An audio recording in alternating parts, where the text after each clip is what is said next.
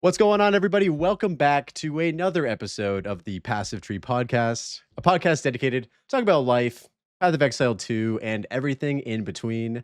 Today, on episode 40, I'm joined by a fellow PoE 2 streamer and one of the best races in the entire game. It's none other than Angormus. How's it going, bro? Welcome on, and how are you doing today? Hey, thanks for having me on. I'm doing pretty good, dude. How are you?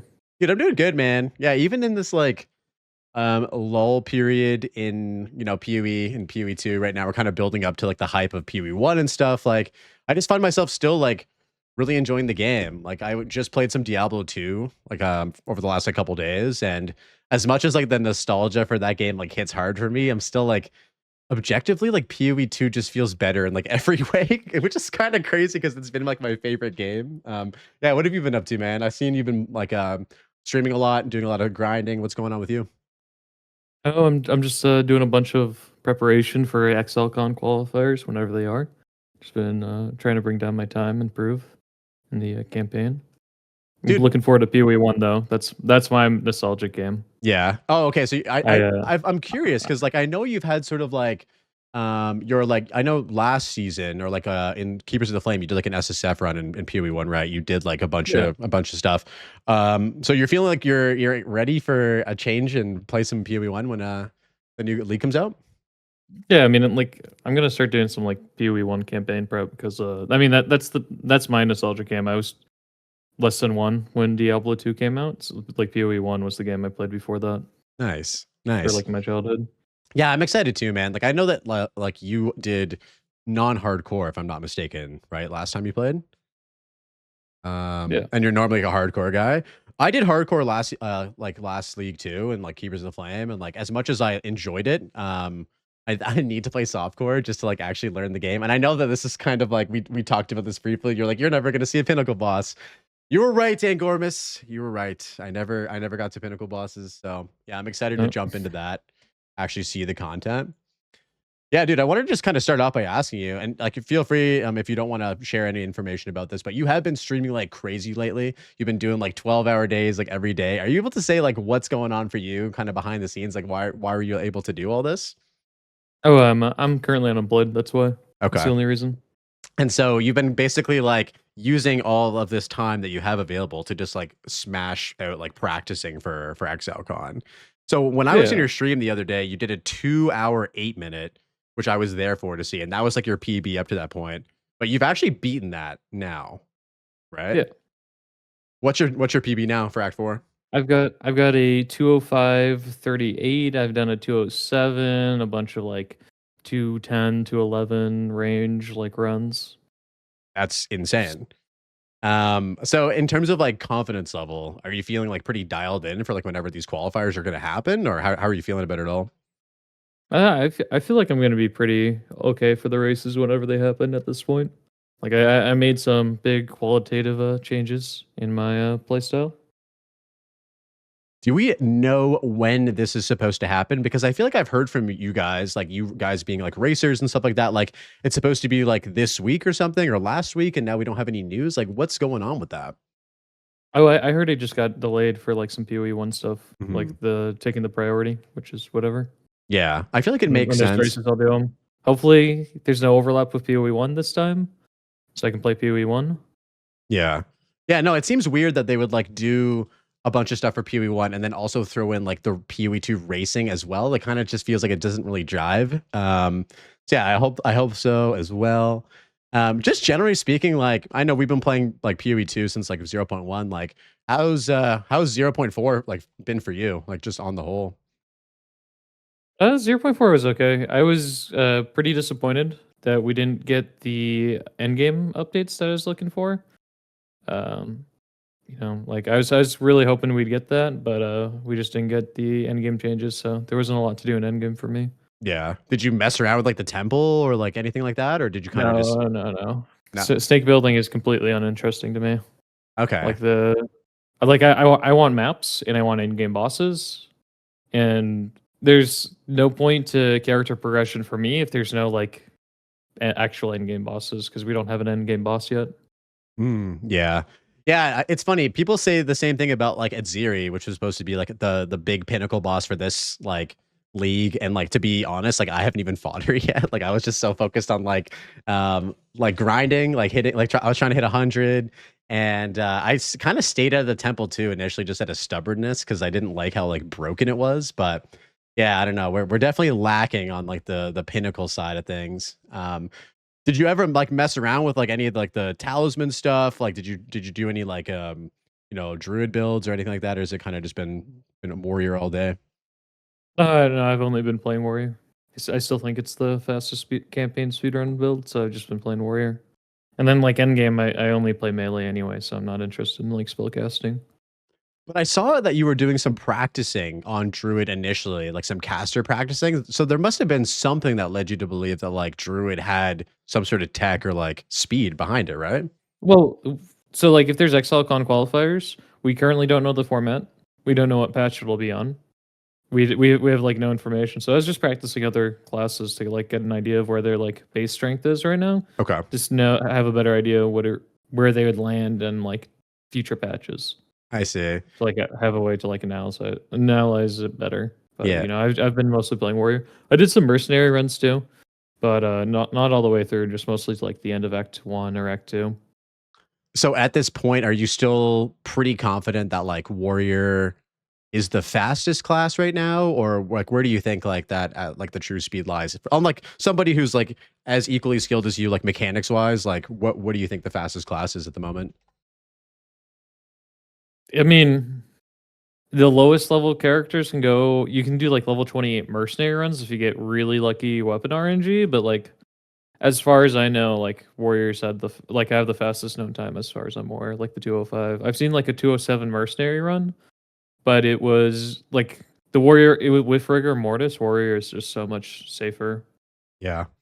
And we never know. Like the format could be, and I don't really know a lot about like PoE one racing format, so I could be completely mistaken here. But like, do you think that it would be completely out of left field that they did a hardcore race for the format, or would it just be Act 4 80% For like softcore? qualifiers? Yeah. No. What I think is most likely for both PoE 1 and PoE 2 qualifiers is that it will be with rigor mortis of some like X minutes. Like in the past, it's been like 1 minute in PoE 1. They have done hardcore qualifiers before, but like typically like the last time they had ExileCon, they did like 1 minute death penalty, and it was like rigor mortis, and it was the same thing for at ExileCon. If the people died, it would have been like a 1 minute penalty, as far as I'm aware. Ah, okay. I see.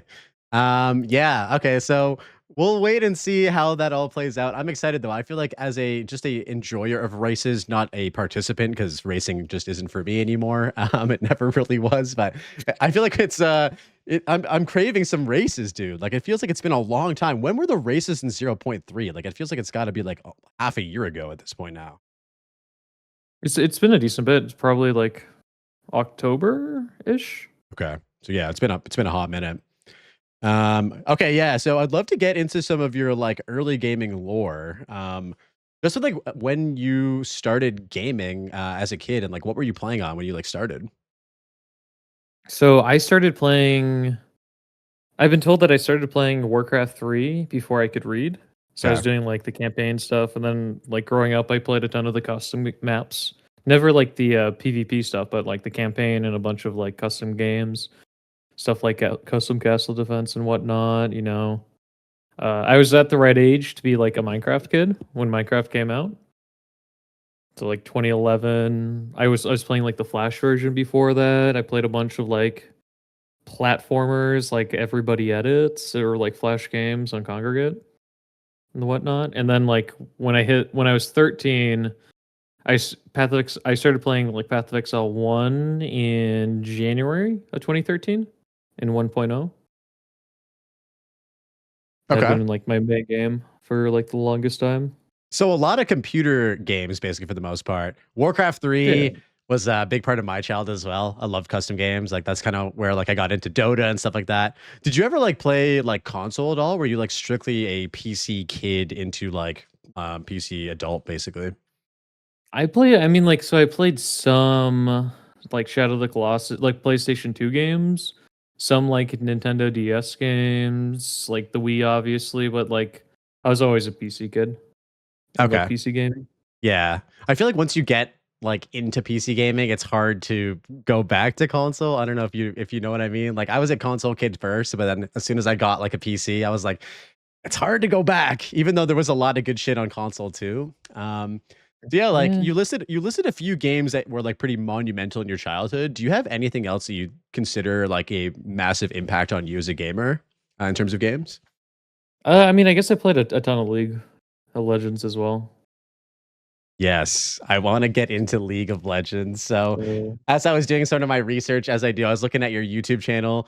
You've had the same YouTube channel for a long time. I think it's like over like 10 years, right? And like yeah. the first videos that you ever posted were actually League of Legends. So, like, what about League sort of like got you to the point where you actually wanted to start like posting like YouTube stuff? So like so early was it was late 2015. The PoE 1 group that I played with, we did a bunch of like the early racing stuff. So like early race seasons. There's a 1 week event where like I think we had like two different 6-man groups and we all got into demigod territory, like top 20 for a 1 week event. And then some people in that group played League and they got me into League and I got really addicted to League. I got like, and then I grinded it like crazy. In like the first 6 months I played, I hit Diamond, and then season 6, within like a year of starting to play, I hit like Masters for the first time, playing only Nasus. Like I had done some like streaming, like Masters at that time was like top 300. It was like for 200 LP. And I had done some streaming in Path of Exile 1, some of the like racing stuff, but it like was mostly like League where I'd done like early streaming, early like minor YouTube content. I'm like 7.15 patch. I did like a guide. I got paid to do a guide on Team Solo Mid for Nasus, which is cool. That is very cool. So when you Yeah. say you got really addicted to League, I want you to kind of explain to me why that is because for me, I know exactly why that is because I got really addicted to Dota and Dota 2. But yeah, like for you, like when you got your hands on it from your PoE 1 buddies, like what about the game like kind of got like grabbed you and was like this is going to be your main game for a little bit, you know? Oh, I'm like extremely competitive Okay. in general in like gaming. Like I guess I've done some like Call of Duty stuff in the past on like Black Ops 2, but like never like giga competitive, you know? But like in League I was, like I was playing consistently in like games where there was like pro players on either team or like there was like all the big streamers, etc. in my games as well for like a couple of years and that was fun.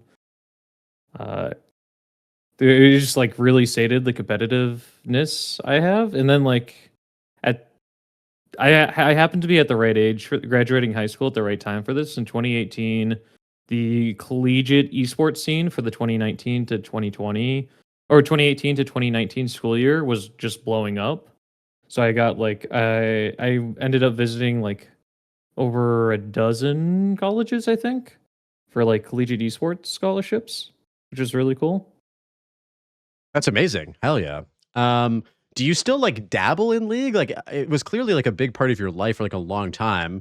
I think I may have seen you stream it once. Like, do you still have like a passion for it, or have you kind of like Oh no, I don't care. you don't care about it at all? Eh? You're No, just no, like done no, with League that sucks. chapter. You closed the Yeah, no, door, no, I'll basically. play League. I'll play League to play with the boys, but that's it. Yeah, like I think I saw you Like play with I Sarge hate League. once, and I was like, oh, okay. Like Yeah.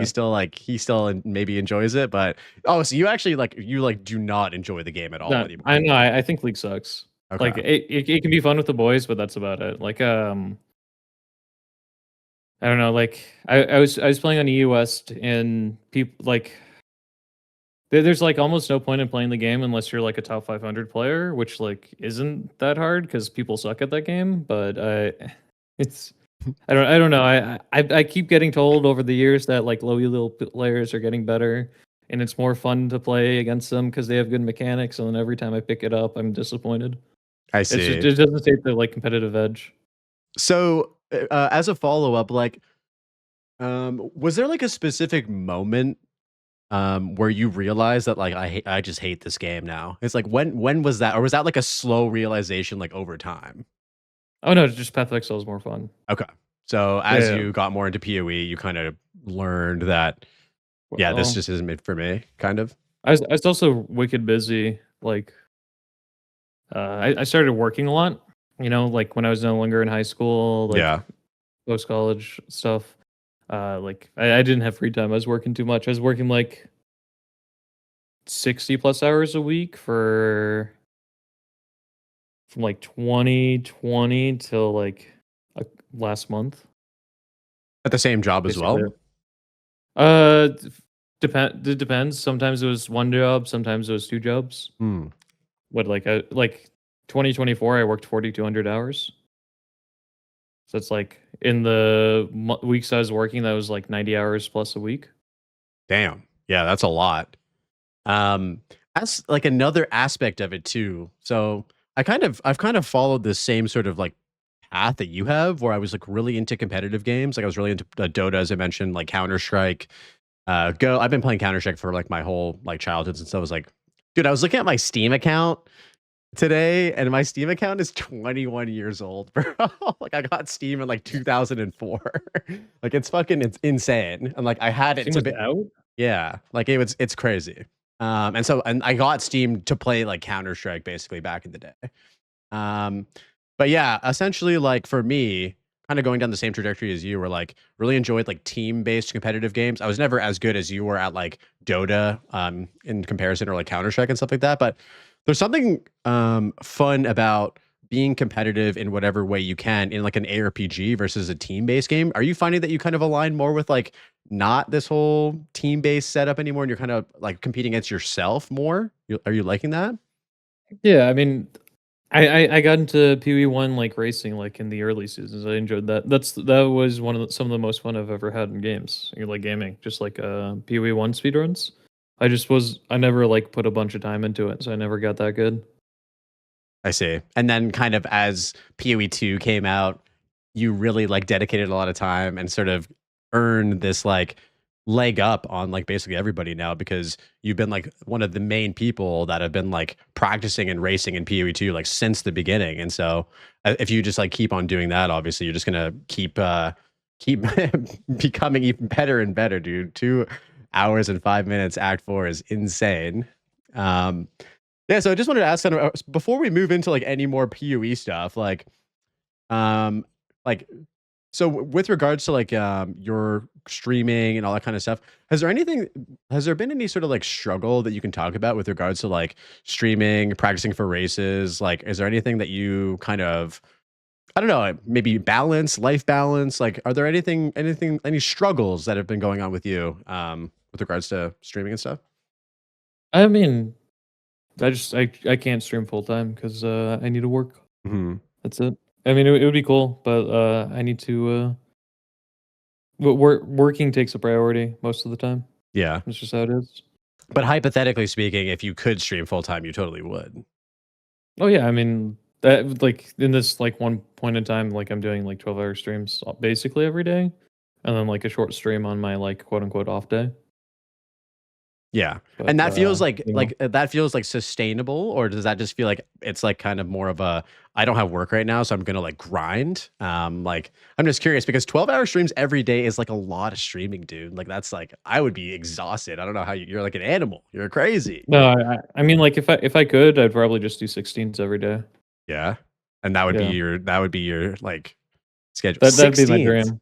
Yeah, Damn, dude. Holy shit. I mean like I used to work a lot of 16s. Like 16s at playing a video game isn't really that bad.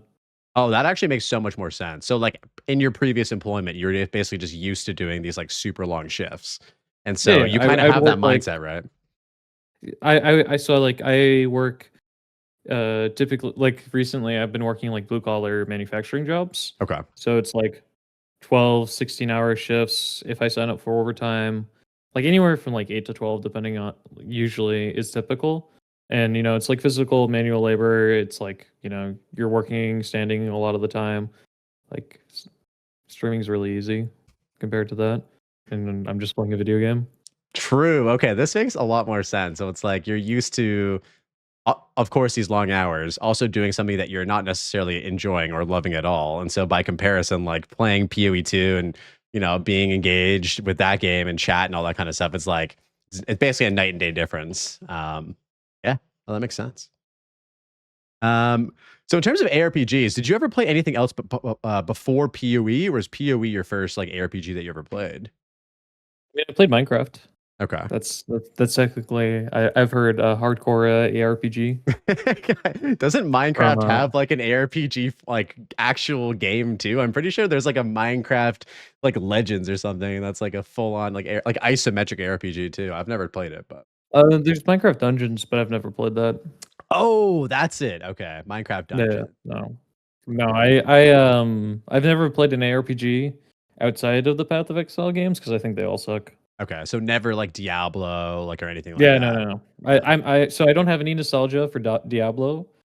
I would never touch Diablo 2 or 3 or 4. Diablo 2 I have no nostalgia for, so I don't think it's good. Mhm. And then I don't know. A lot of the other ones look like pay to win garbage to me. Yeah. Or like a mobile game. I feel like you kind of like pun intended, you kind of speed ran like ARPG progression as well. Like most people like start from like playing Diablo and get into the end game of ARPGs, which is like Path of Exile, but you kind of just ended up there like right away. So I feel like you're just coming out on top here with regards to that progression path. Okay, so just give me like a sort of a breakdown of like which game are you preferring more at this point. I know like I would assume one answer, but like I would love to hear sort of your takes about both games and which one you're vibing with at this point. Oh, Path of Exile 1's way better. Okay. I also don't think it's anywhere close. It's just, I think PoE 1's way more fun. And why is that for you? Well, there's this thing that happens in PoE 1 when you're level 4 where you're managing your sockets, you finish Tidal Island, you get this thing called a Quicksilver in movement skills, and you're expected to use them to like move through the campaign quickly. And it's pretty good. Okay. So movement It's just skills. like and then at level 4, when you're entering Submerged after doing Tidal Island, for the second time entering Submerged, you got your Quicksilver, your level 4, your shield charging, frost blinking. There is more happening in the game than in any point in PoE 2, and it's a lot of fun. Yeah. No, I know Like exactly. you're managing your inventory, your sockets, your links. You're clicking movement skills that actually exist. It's pretty fun. So do you And then, think that PoE 2 for you is something that you're expecting like to get to that point, or do you ever think that PoE 2 is going to get to that point, or do you think that it's just completely off the table to have like that much as you mentioned like engagement like at such an early point in the campaign? it's just like I hope, I really do hope, because PoE 2 could be a lot of fun if there's more going on. Hmm. But as sort of like a like counter like point, it's like I don't know. It just feels like I mean, I'm sure you know the whole like reason why they made the game, right? It was supposed to be like initially PoE 2 was supposed to be just like an update for PoE 1, right? And so we were supposed to have this like new game that was a new campaign with all of the same content in PoE 1 basically. That was what PoE 2 was supposed to be. And then for whatever reason they decided to make a second game essentially. And with that second game came these like grand like I guess plans to make it like this slower game and blah blah blah. Like they had this whole like thing for the game, right?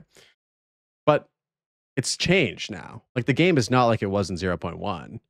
Like it was I feel like 0.1 and maybe 0.2 was like the closest that PoE 2 felt like to what they initially pitched PoE 2 to be. But now it feels like they're sort of moving in like the PoE 1 direction. What are you feeling? Are you feeling like they're going to get even closer to PoE 1?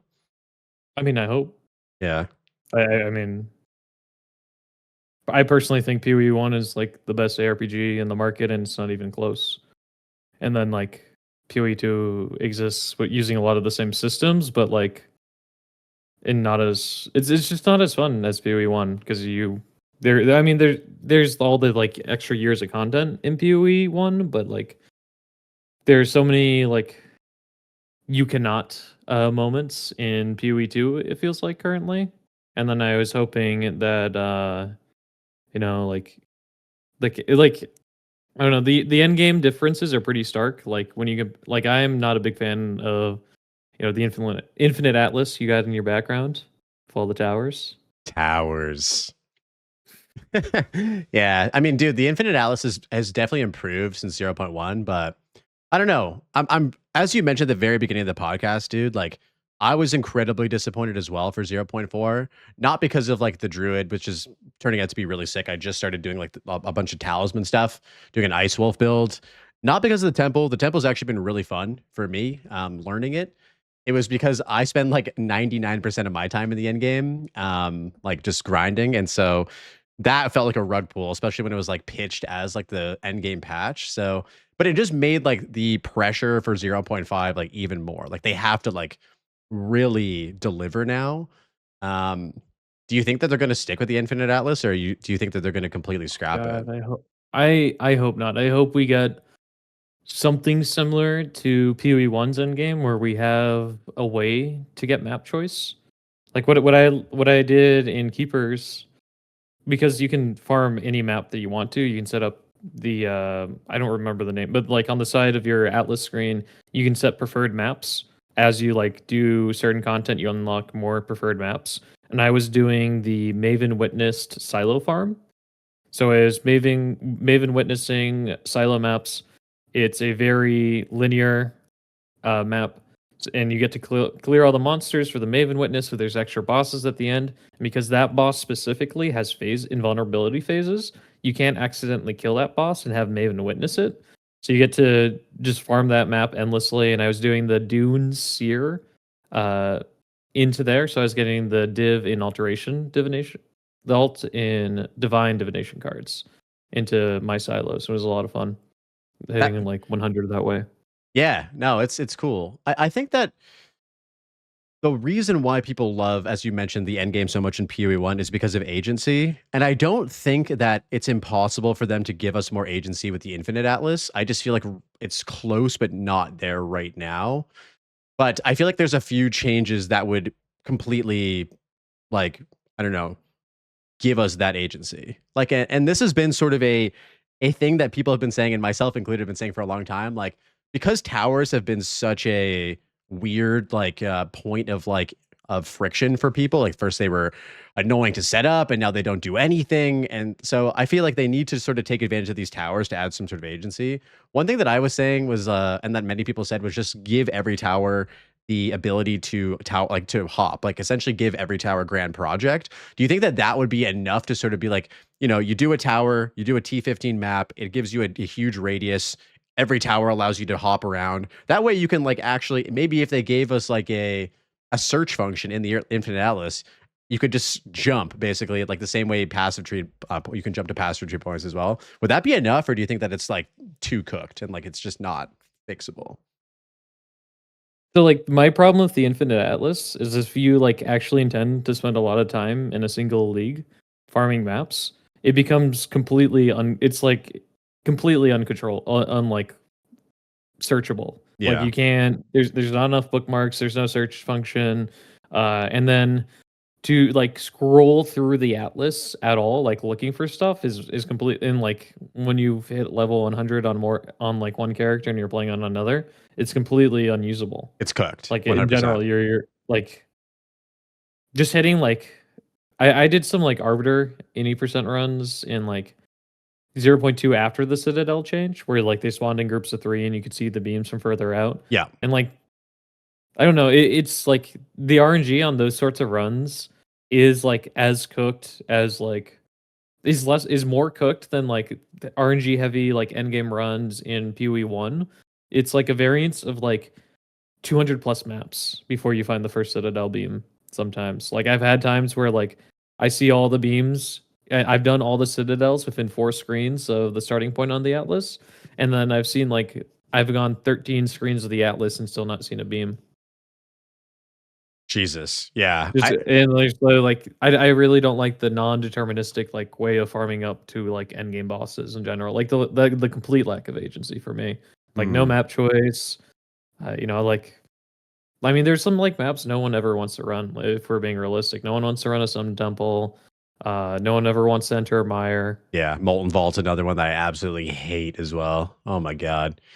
Yeah, no, I know exactly what you mean, and it's funny because I haven't done a lot of the testing that you have in terms of, like, getting to Arbiter really quickly.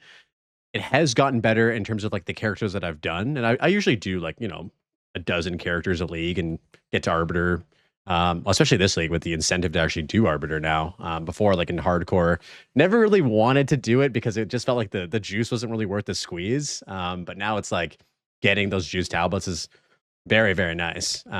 But yeah, I know exactly what you mean, dude. Like on the level 99 character that I had in PoE 2, it was just like the Atlas was just a complete mess. It was like you were just scrolling for days. You were doing hundreds of maps. Like it's like, I don't know. So I'm very curious, dude, as to see what they do because, when I played Keepers, like I actually fell in love with the way that they like do Atlas progression in PoE 1. Like I love the map completion aspect of it.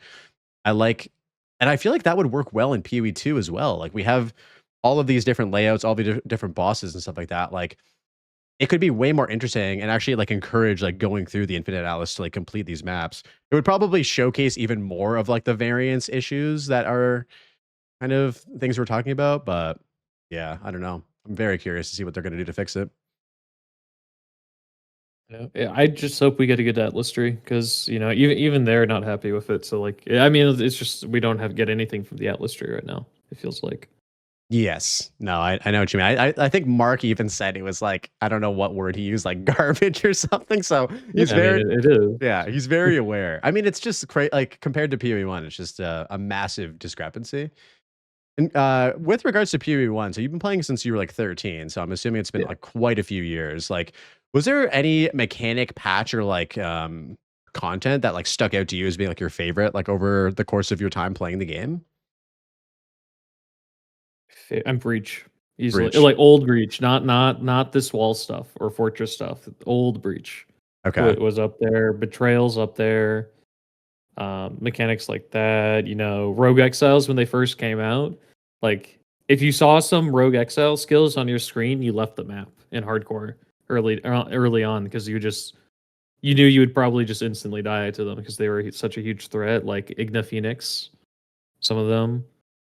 I mean, like I remember when the first leagues came out, and they were doing different leagues for hardcore and softcore, that sort of thing. Like we had don't remember. I think Rare Monsters was hardcore and Blue Monster like modifiers was softcore, if I remember correctly. One of them, like the first ever one, was like Onslaught versus Anarchy, where hardcore just got a speed boost to the monsters, and then softcore got Rogue Exiles. Oh, interesting. I didn't even know they did this. That's crazy. Yeah, Huh. this was like really early on. Yeah. They started doing like the same for both after a little bit of the leagues, but like early on it was like different. Okay, I wonder if they're But gonna do that in PoE too, because that would be sick to see some sort of like extra stuff for the hardcore boys. Like, I don't know. It'd be cool to see that. Um, okay, so yeah, Breach is one of your favorites. We got some other mechanics. If you could pick any one of those things and have it imported to PoE 2, what would you pick? That's not currently in the game. it's not currently in the game. Probably. I mean, we have Rogue Exiles, I guess. Trying to think of what we have in PoE 2 1. I mean, I don't know. I like how Breach works in PoE 2 over the new Breach in PoE 1 by like a lot. I really hated the walls when I was like leveling up and doing maps in my silos the way it worked. What did you think of the Genesis tree when you were engaging with that? I mean, it's really nice. I got a Defiance of Destiny from it, but like it completely invalidates crafting. Yeah.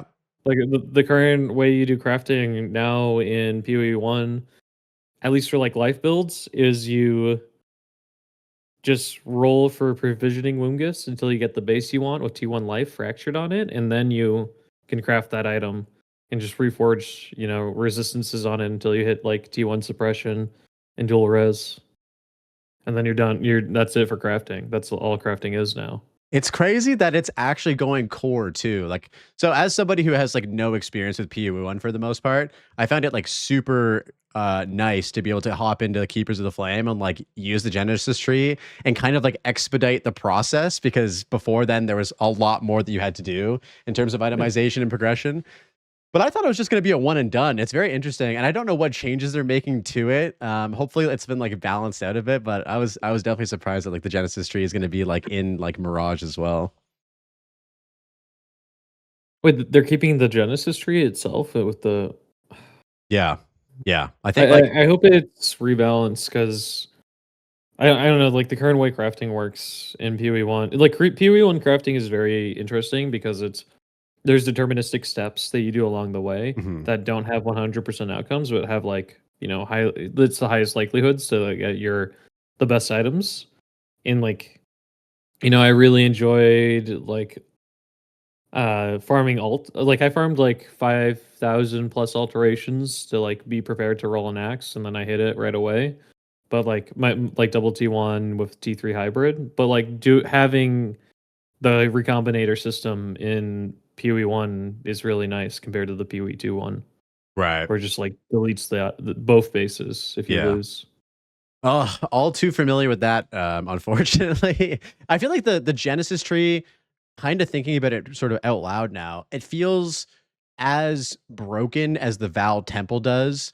Not for item, like you know how like the Genesis tree just kind of completely trivializes itemization to a certain degree. The same way that the Val Temple trivializes like raw currency drops and XP farming. Like there's a reason why so many people this league have hit level 100 and have been the richest they ever have in the history of PoE2. And so I feel like right now, and Sir Gog sort of said this too on a previous episode of the podcast, is like once these leagues happen, they sort of have this like stigma about them that's hard to get rid of. Like even when like we're assuming that Val Temple becomes like core, like in 0.5, like it's still gonna have this sort of like icky feeling for people where like, oh, like is this gonna stay broken and OP forever? Like I don't know.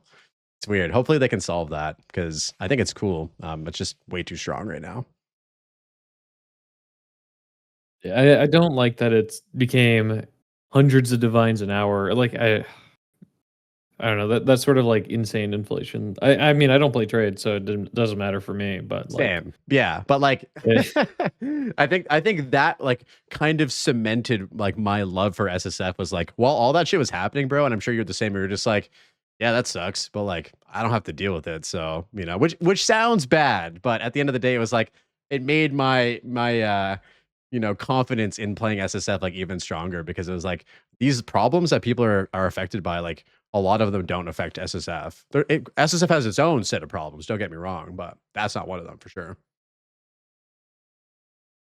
Okay, so going back to PoE2 stuff more.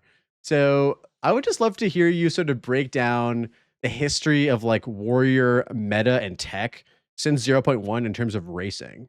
Like we've had various sort of like things that you've taken advantage of throughout like the course of your racing, like in PoE2. Walk us through like the notable meta shifts, if any, and yeah, give us the breakdown on that. I mean 0.1 was Warrior is the fastest speedrunning class as far as I'm Warrior. I think my best time on that patch was like a 213 Act 3 any percent in like the race format. I was doing Rolling Slam, Bone Shatter for clearing, Mace Strike until level 14, and then you'd perfect strike all your way through till Doriani. The only thing is you'd go at level 28 because that was the level for Temple Malls, and you needed at least 23 plus for a giant life flask. But you'd hit 28, you'd get a Temple Mall, and you just leap slam through the rest of the game with a one-handed like slim mace shield all the way to the end.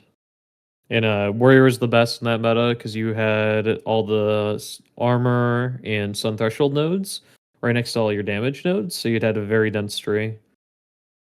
You just leap on through. Like waterways without killing a single monster was like the best way to go through like most of the zones. 0.2 was the Stomping Grounds Rake meta, And because Stomping Ground scaled with strength in 0.2, Warrior was the best because you had 16 strength at level 1. Yeah. And then you had access to nodes like Beef, which is plus 25 strength with a plus 8 node going into it.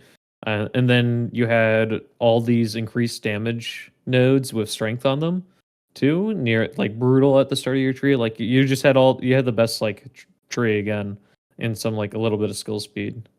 And Warrior was like you hit level 2, you'd kill Aragne, you'd get your Stomping Grounds, and then you just disengage until you hit level 6, and you'd use like Rake disengage movement all the way through. And like, I think my fastest time for like Act 3 any percent at that point was you'd go at level 23. I was going at level 28 the first 2 races just to like perfect strike down Doriani. But after the Jose incident, I committed to the level 23 and hit like my PB was like 132 at that point for killing Doriani, which is pretty fun. My best Act 1 was like a 2045 on that patch. Yeah. Or like a 2025. Damn.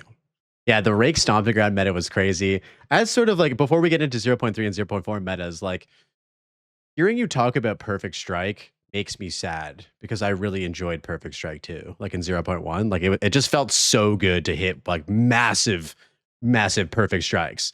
What are your thoughts about the skill now? Do you think it's dead, like in comparison, especially to like Shield Wall, or is it still like actually usable and like in a decent spot? I mean, you use it until 22, and then it doesn't matter what your mace is. A 60 armor shield is better than Perfect Strike always for single target. And that sucks, dude, because like Perfect Like, Strike is just it's such a better. fun skill to use, and it just like falls to the wayside because of how good Shield Wall is. And I'm not complaining about Shield Yeah. Wall. It's a fun ass skill to use, but yeah. The problem is it's a 3-second channel because they nerfed the attack speed scaling on it. So it's actually like a 3.2 second channel with like the weapons you have available with maces. And then like stuns are so prevalent in early game, like light stuns, that like you can start charging it, you can be 2.5 seconds in, and then you got light stuns, so you got to start over, and then you have 5 seconds of downtime before you do any damage. And like Shield Wall, you place down the Shield Wall, if you get light stunned out of it, it's less than a second loss. Yeah, it's just like guaranteeing damage, where with Perfect Strike, it's like there's a lot of variables. Like, remember in 0.1, you could actually get like shoved around by like every monster, basically. Like even the tiniest like beetle would like come by and like mid Perfect Strike, and they would just like shove you to the side. Yep. But it's such a fun skill to use. Like it feels so like my first character ever in PoE 2 was a warrior, and I did like Perfect Strike, and it just felt so good. So what do you think like as a subset of changes would need to happen to make like Perfect Strike be like viable, like maybe in 0.5? I mean, like any skill where you need to like channel it for more than 2.5 seconds is always going to have trouble in this game, just because like there's stuff that there are bosses that have slams that come out faster than if you had started to channel your Perfect Strike right now, and then they do the attack, you have to dodge roll out of it to dodge the attack, and then you have to hope that they don't do another attack in the next 3 seconds that you need to dodge out of, or like you get light stun because they auto attack you and they shove you. Yeah, it can be pretty painful to use it, and so that's why like the second I can drop it, I drop it immediately right now. mm-hmm. Yeah. It seems like the fundamental issue is just how unreliable it is due to its like long channel time, and also just like for some reason there are like certain bosses in the game that are also extremely janky when it comes to hitboxes. And so like it feels like you can hit the monster perfectly, and then for some reason it just like didn't register. And so like Shield Wall completely negates all of this with massive AoE, like you never miss. So well, there's the Boston Volcanic Warrens. Yes, the big dude, yeah.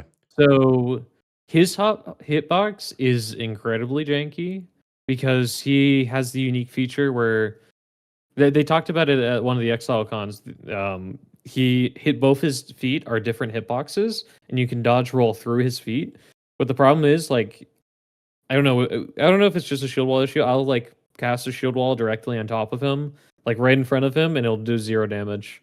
Yeah, because of like where his It just wherever, regardless of where his feet is, it just feels like half the time I do no damage to him. That it was exactly my experience too. So I did like a Maze Strike only run like a few weeks ago, and I got to that guy. And Maze Strike's amazing, by the way. Like it's crazy that you could basically go like if Yeah. you didn't fuck up mechanics, you could basically just go to Arbiter and with Maze Strike only if you wanted to.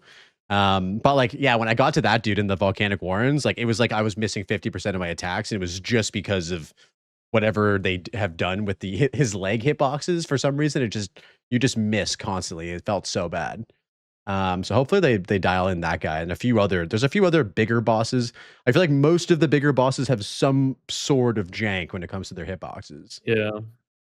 Any of the ones that you can like walk into where they're like real, like actual hitboxes feels really bad sometimes. Mm-hmm. And Yeah. then there's like bosses like I'll never I don't fight Balbala anymore. Ever. Yep. Because I mean like at that level you're using Perfect Strike when you like naturally be in Trader's Passage. So like this boss that like constantly jumps around and light stuns you all the time and has an invulnerability phase, like charging up 3 seconds against her is miserable. So I stopped fighting her. Like I just go to Dashar and I get the level 28 Jinbaria from the Watchful Twins and move on. She's like a I'll never hard counter for Perfect Strike. Like Yeah. her Oh, whole moveset. Yeah. and so like a million monster types are evasive in campaign. Balbala is also evasive. Yeah. And so if So you don't like have because Resolute Technique, you're just missing all of your hits. Resolute Technique's deleted. Oh, right. Okay. Yeah. So Yeah, they changed. it doubles your accuracy. It's not always hit, never crit. It's double accuracy, never crit. Yeah. Yeah. Ah, geez. Nerf Warrior some more, guys. Just it's crazy, bro. Speaking of Nerf Warrior, so like in 0.1, there was like this, I guess this completely, I think completely valid sort of opinion about Warrior. And there's like this iconic clip, I feel like, that like Darth Microtransaction says on the like Tavern Talk with like Jonathan, and I'm sure you know the one where like Jonathan like straight up laughs when he says this, where it's like the Warrior has like the worst of like damage, defenses, and like mobility because they move the slowest and stuff like that. But then you kind of showcase like a completely different side of the Warrior with regards to like how quickly you did the campaign. Like how did that sort of like feel to be like what I would say, generally speaking, is like the great redeemer of the class, like showcasing it's like it's like actually not bad. Like how did it feel on your end being the guy to do that? I mean, it was pretty fun. I had it was really fun because like I already knew before like the 0.1 races that Warrior was the best for like the speedrunning stuff. In campaign, like there was some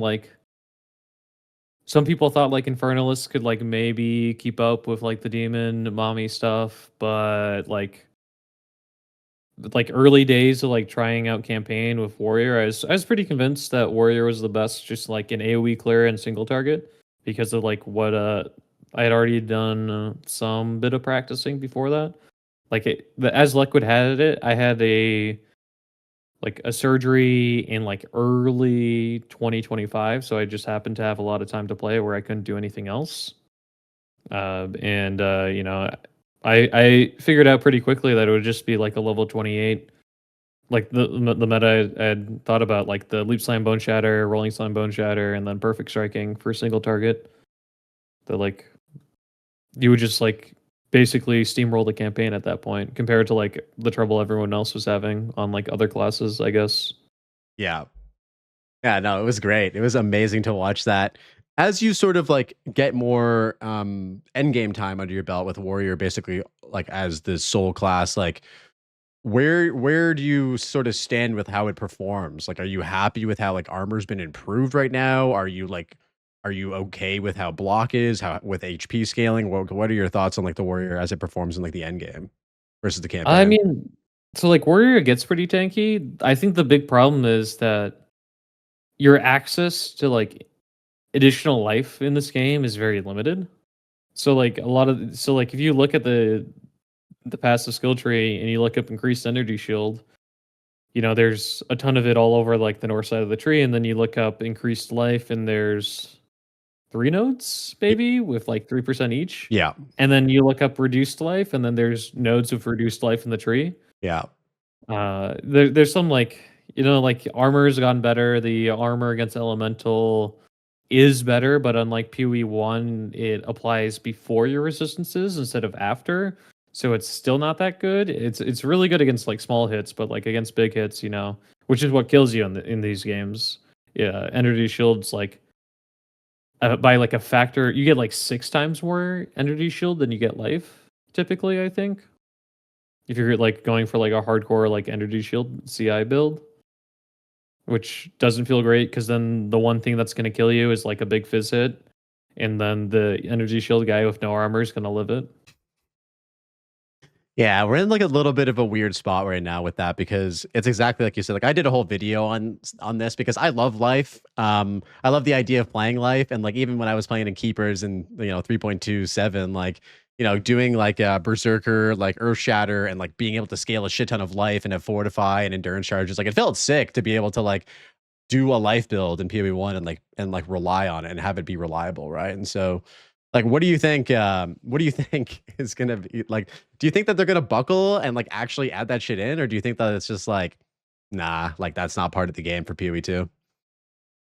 I mean, like I really enjoy like the defensive layers that exist in PoE 1, like having the endurance charge generation, having the fortify, having like when I was playing 3.28, I did when I killed the Uber Shaper, I did the Uber Shaper helmet with Echoes of Creation with a glorious vanity from doing Legion farming on Viper to have like Divine Shield and like take fizz damage and mitigate it, and then like gain energy shield because of that, and have like overleach because of that as well.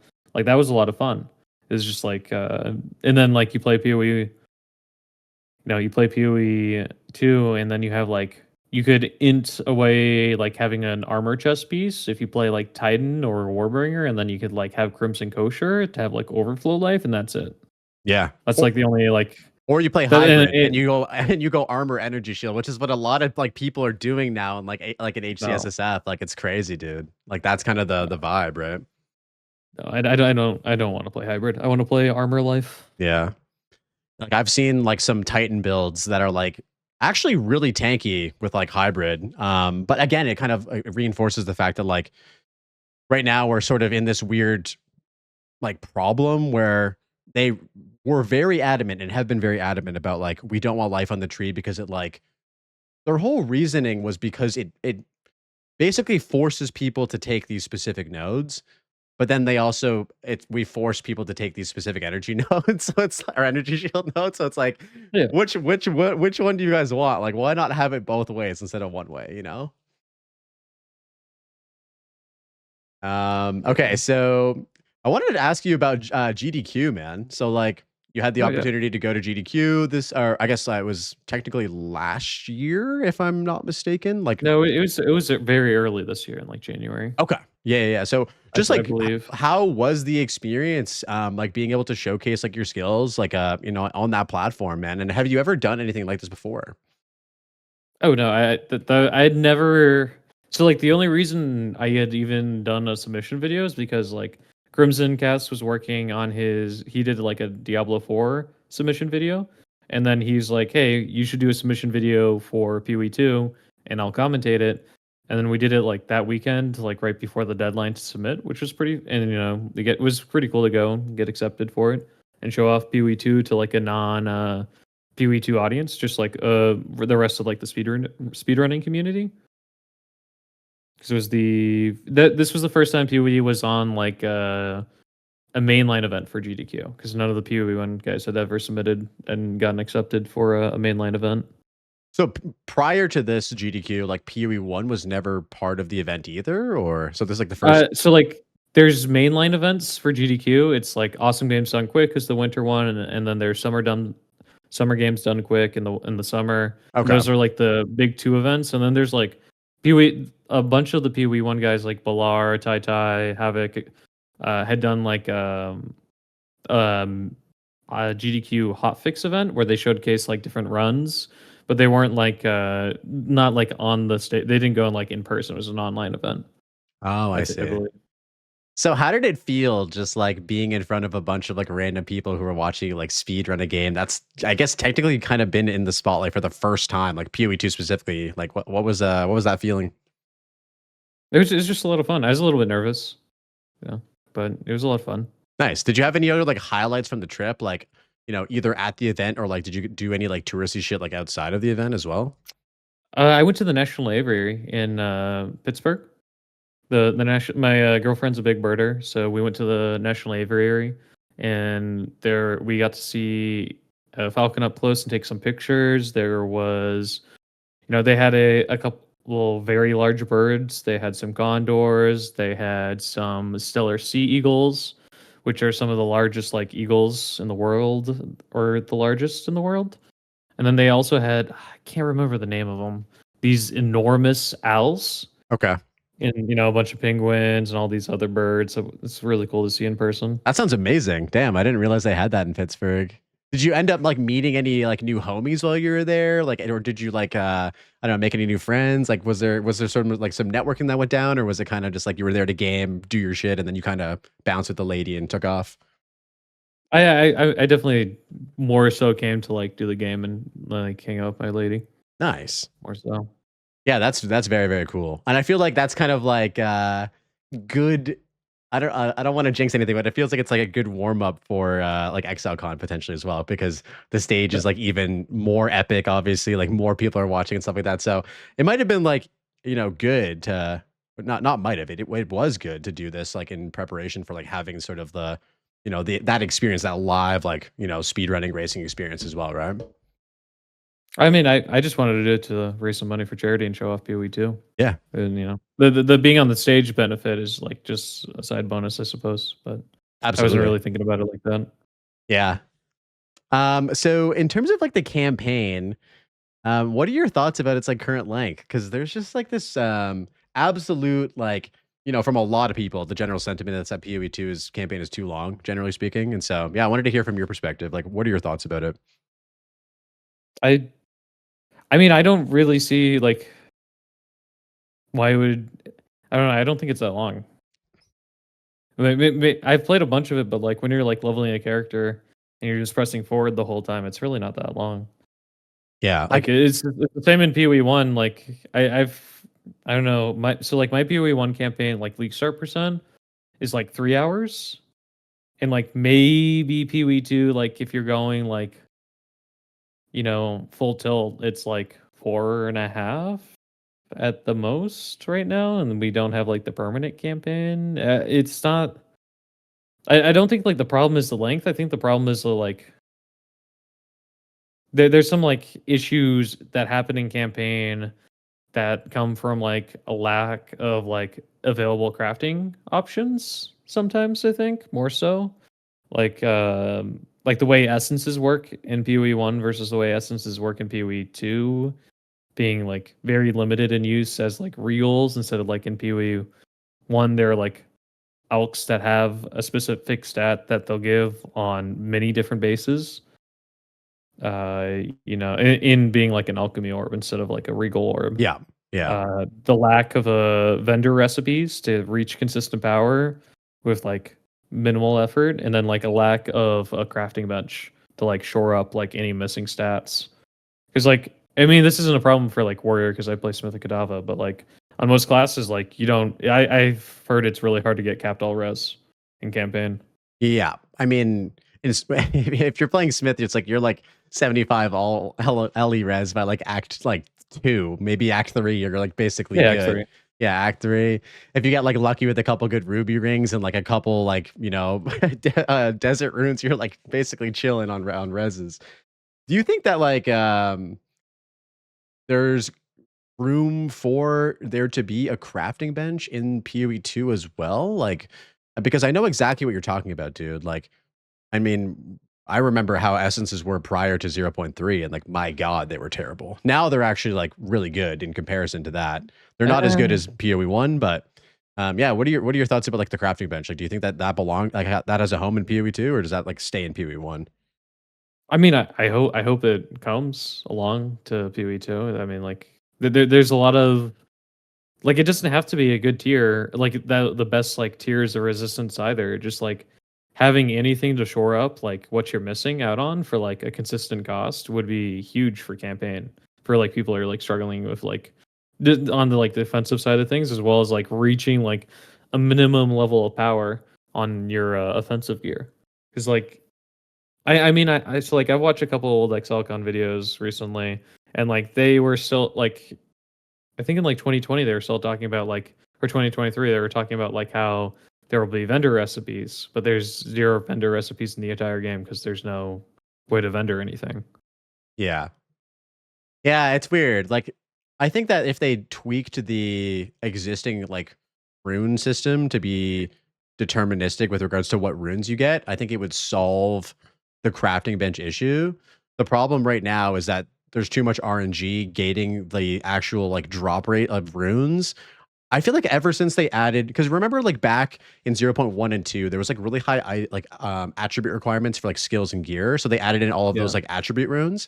But when they did that and then they reverted the change to make attribute requirements like lower for skills and gear, it feels like they didn't adjust like the drop rates of like how many times we were going to get like a strength rune versus like an iron or like a whatever element rune. And so it just feels like you just never have the runes that you want, and you always have too many of these attribute runes. That's kind of where we stand today. I don't know. Do you feel the same way? Well, like there's these runes that I'm not convinced anyone has ever used ever. There's the mana runes, there's the stone rune, there's the vision rune, there's the, what else is there? There like I'm not convinced anyone has ever used a stone rune, for example, or like a rebirth rune. Yeah. Like I'm not convinced like anyone has ever in campaign socketed one of those in, and like use them as a socketable.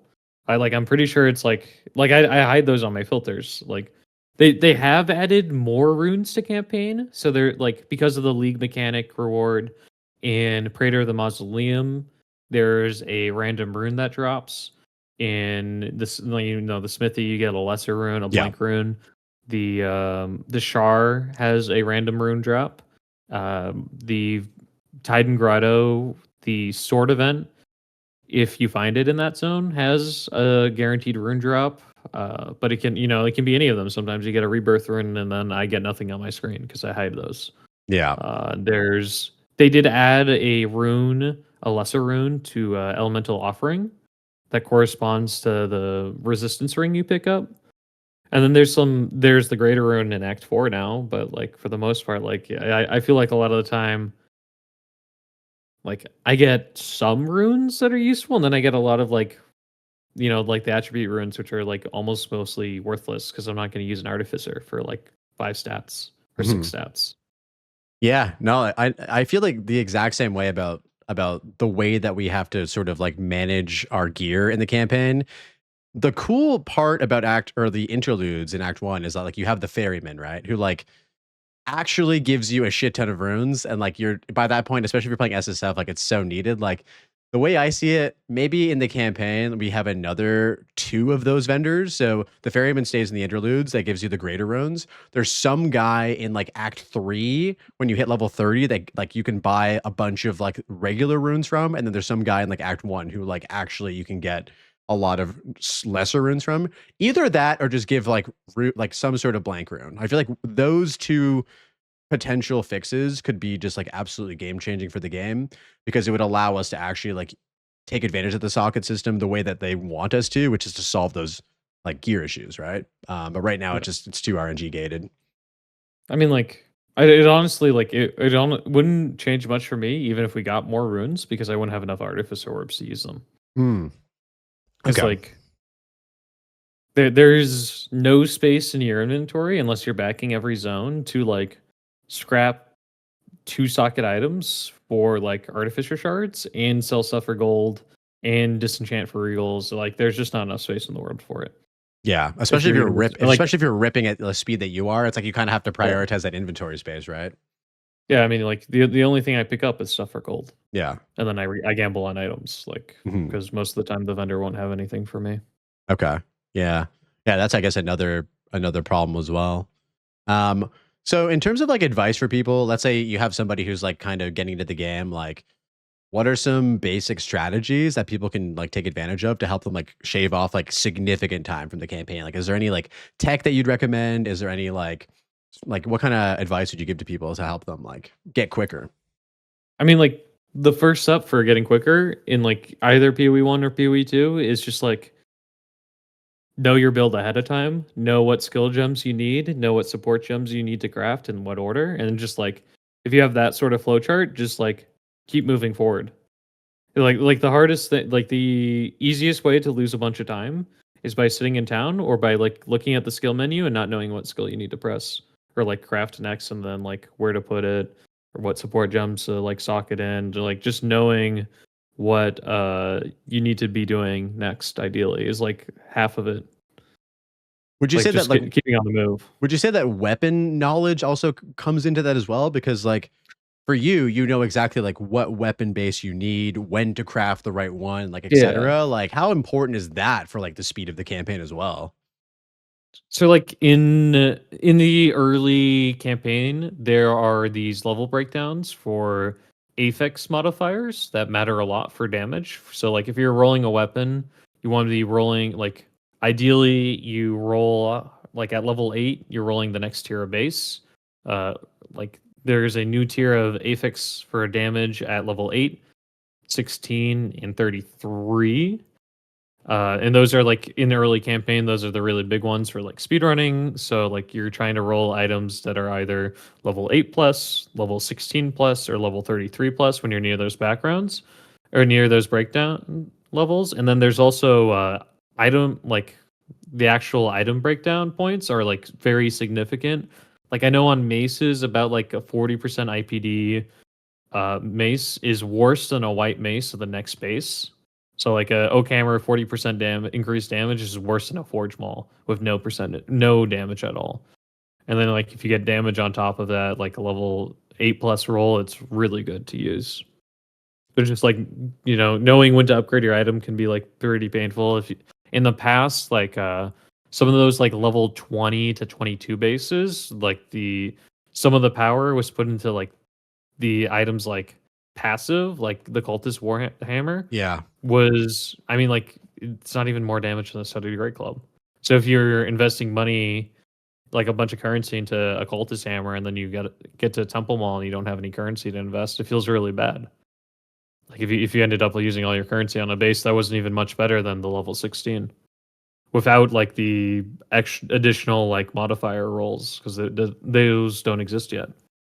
That's why I wanted to ask you because it feels like, all of this knowledge that you just dropped is so important for like actually playing at a comfortable pace. Like I think that's why a lot of people who are new to the game get stuck on Jom and Raw is because like they're not aware that like the next tier of item or the next base of item, like in terms of two-handed maces, it's like you're getting temple malls around the time we're at the Dreadnought Vanguard is so much better than like the cultist Great Hammer. And a lot of people just say, oh, new item base, it gives you splash damage. This should be good for me, right? When like in reality, if they just had spent all that currency and those runes and those artificer orbs on like a temple mall, if they found one in the dreadnought, like they would just destroy Jamin Ra. But it's like, Yeah. like it's this esoteric knowledge that, of course, that we understand over time as like we play the game more. But for new players, it's like, how would you know that? There's no way to know that. Like you kind of just get fucked, you know? I mean, that I feel like that's just kind of the game it is. Yeah. There's a huge knowledge gap that occurs when you just don't know.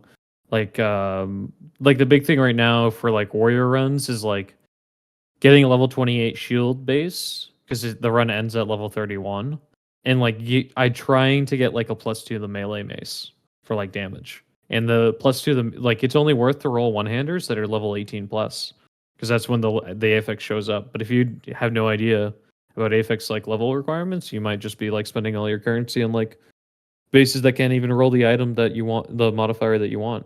Yes. Yeah. I feel like it like I don't know if you've cooked up like a warrior weapon guide, but this seems like it'd be like a very valuable resource for a lot of people because I'm sure that like your knowledge could go so far with regards to what we just talked about for other people. So maybe potential content for you in the future. I know you've been working on like a lot of layout guides, which is also incredible as well. But yeah, That could be very sick.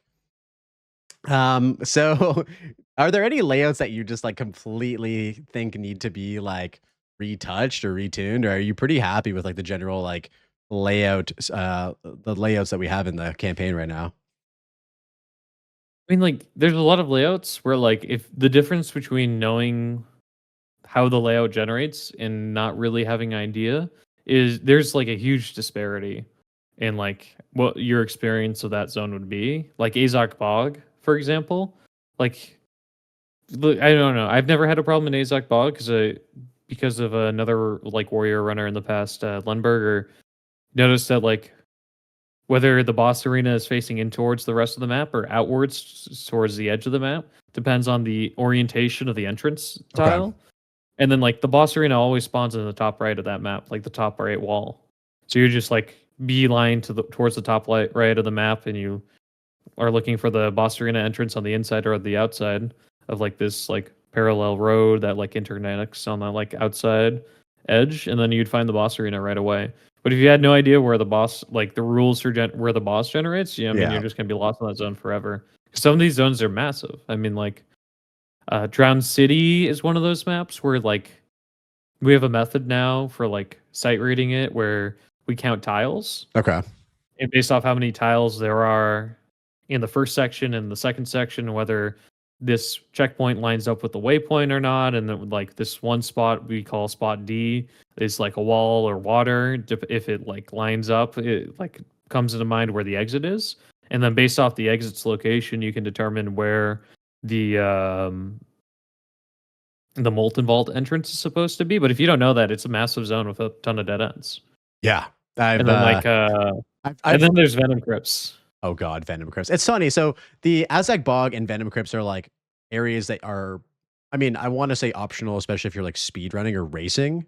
But for people who are doing the campaign, like, you know, you want to get the stun threshold from the Yeah. Venom Crypts. You want to get the spirit, obviously, from the Aztec Bog. Like, yeah, the Venom Crypts just feels like it's a complete mystery to me. I don't know. Every time I go in there, I'm like, and I've done it dozens of times. It just feels like I just don't even understand. There is some tells to that zone. It has nothing to do with like the big problem I think in a lot of the like Path of Exile 2 campaign for like the more casual audience, like people who don't want to speedrun and like straight up memorize layouts, is that the visual like environmental clues are not really there. They like basically don't exist in a lot of layouts. Hmm. There is no like in like if you've ever, I mean, you've played PoE once, you know how like when you go into mud flats, how you can see like where the eggs, the net row nests are Yeah. off screen, right? Yep. Where you have like huge, where like important quest items and exits show up on your light radius before it's even explored on your map. It's so nice. Yeah, the list of like the light radius is very small in PoE 2. That's like part of it for sure. Like why people like just barely miss an exit, like or like barely miss like an obelisk into Red Veil and end up full clearing it, or stuff like that, because like there's a lack of like environmental clues on where you're actually supposed to go that like direct you towards the end. Like the marketplace, like dead bodies for which buildings you're supposed to enter just don't exist in this sort of game. Like there's some zones with it, like volcanic warrens. If you like look really closely at the lava, you can like tell which way it's flowing, and then that you like follow the stream of lava to the boss. But like Yeah. in most of the zones, there's just not a lot to go on. Like Whakapanu Island is another one of those. Yeah, that is. But like I have a strong distaste for a lot of Act 4 layouts because it feels like I'm playing Tiny Hallway Simulator. Yes. When I wish I could be like old crypt map in Endgame versus the current crypto map is like my ideal change for like a lot of layouts. It's just like more gameplay sized layouts. Yeah, especially for Shield Wall, I feel like it's not conducive to like have like small tiny hallways because of the environmental impact that like, you know, the skill gets fucked by like any rock, any like tight corridor and shit. It's just not good for Shield Wall specifically. But yeah, like, dude, so as you play like more of this game and sort of understand like how the lay of the land is for a lot of layouts, you start to think to yourself, oh, it's not that bad. But then So I've been watching my girl play PoE 2. I'm trying to get her to play through the whole campaign before we go to ExileCon. So I'm like, this is like, I'm like, babe, we gotta, get you through the campaign so at least you know like what's going on for the game, right? And so she's in Clearfell, or not, she's in the Grellwood, and it's exactly like what you just said, like because and by the way, I feel like they made that change to PoE 1 like recently, right? Where like the radius for like seeing doors, and correct me if I'm wrong here, like I could be completely off base, but I'm pretty sure like that came within the last like 3 patches where like they made that way like the radius way bigger. That's like 2 years of content, so I have no idea. Okay, yeah. Like it feels Because amazing. there's a year of plus almost of King's March alone. Right. But yeah, like I think that change could be so beneficial to be in PoE 2 as well, because like she's like full clearing every zone, and it's not necessarily her fault. It's just like she doesn't know that the Grim Tangle like entrance can spawn in like these like little nooks basically, or these specific areas, and it's so easy to miss. Like it's just yeah, like I feel like that those if that was a change that was made to PoE's campaign, I think it would be a lot faster for more people, because it made me realize after watching her play that like there's people out there probably more often than not that are full clearing every zone just to find specific stuff. And like if you have to do that, especially as you mentioned, in all of these massive areas like the Drowned City, for instance, it's like if you go the wrong way, you're just like at a bunch of dead ends, and it can take Yeah. forever to beat the campaign. Are you familiar? So like there's one of the ExileCon talks of 2023, they had one of the level design guys do a talk on how like layout generation works. Are you familiar with like the DGR system in PoE 2? No, I don't think I've watched that particular talk. I definitely should, but Okay. if you want to break it down, we It, can definitely break it down right now. so like the way so like when you enter a new league, there's and you press U for the world map, whatever your button is for the world map, and you look at the world map art. Yeah. The way it's supposed to work is that the world map, like where the layouts are correlated to each other, Mhm. is supposed to determine what rotation of layouts are possible in that league. So Okay. like if like the Grellwood is to the right of the Red Veil, you're supposed to enter Grellwood on the right and then leave leave for the Red Veil on the left, for example. Yeah. Um, like one of the problems is that like for some people probably have is that there's huge variance in some of these zones. There's like that they're not really familiar with because there's like 12 different Grellwood base layouts. So there's 12 different graphs for like where all the nodes can spawn.